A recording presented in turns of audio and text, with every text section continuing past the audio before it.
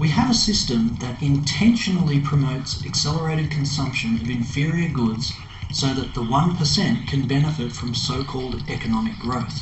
Realistically, this is just ecological insanity.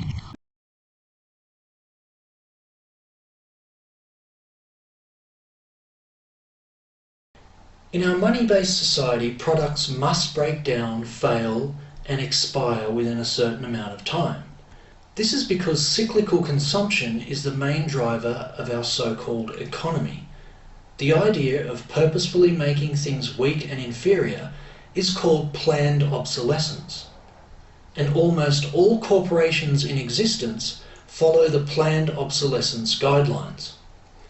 This, of course, is not something companies admit to, but they do, however, rely on this tactic for repeat purchases and profitability.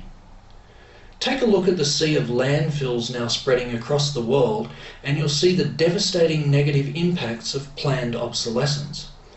Unfortunately, the truth is that the core driver of labour, profit, and consumption, and let's face it, the core driver of our economy in general, is actually scarcity and inefficiency.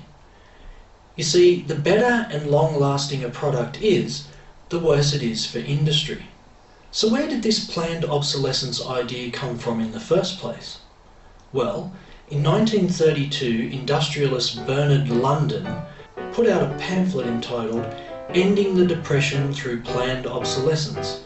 The idea was to convince all companies that making weak and inferior products should be universally accepted as a positive step towards increased consumption.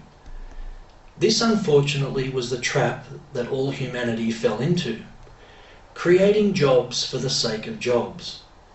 This is where we lost the opportunity to excel at efficiency, reliability, durability, and superior craftsmanship.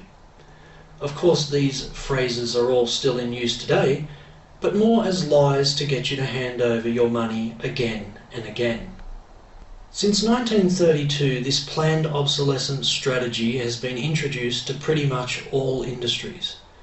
But imagine if this idea had never got off the ground.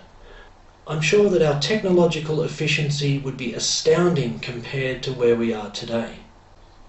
To say that we lost some opportunities would definitely be an understatement.